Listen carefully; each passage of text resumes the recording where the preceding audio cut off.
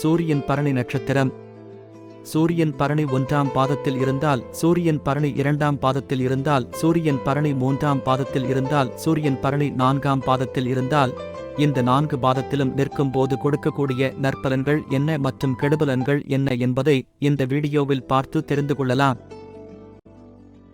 சூரியன் பரணி நட்சத்திரம் 1ஆம் பாதம். சூரியன் பரணி நட்சத்திரம் 1ஆம் பாதத்தில் இருந்தால் நீங்கள் சிறந்த கல்விமான் ஆவீர்கள். உங்களுக்கு ஜோதிடத்தில் ஆர்வமும் திறமையும் இருக்கும்.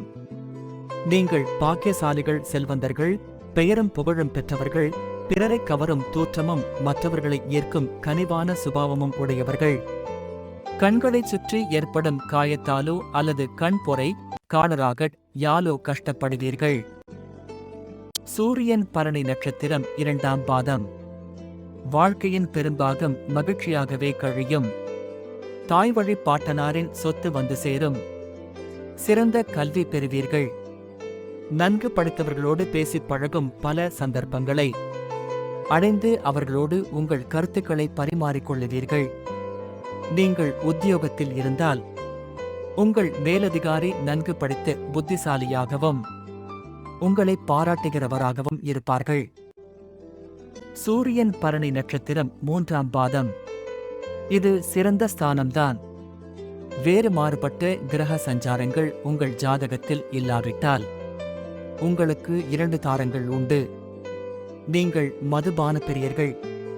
பட்டு, பருத்தி, உரம், ஹோட்டல், வேளாண்மை பொருட்கள் மூலம் பணம் சம்பாதிப்பீர்கள். நல்ல குணம் உடையவர்கள். ஏழைகளுக்கும் தேவையானவர்களுக்கும் உதவிக்கரம் நீட்டுவீர்கள்.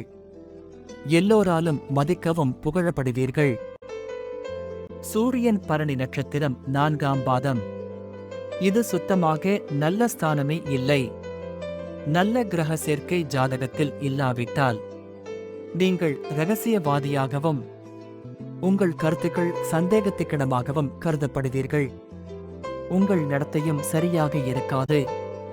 அதோடு சில கெட்ட காரியங்களிலும் பங்கெடுப்பீர்கள். பெரிய அறுவை சிகிச்சை ஒன்று உங்களுக்கு நடக்கும். நீங்கள் கப்பல் தளத்தில் வேலை செய்வீர்கள்.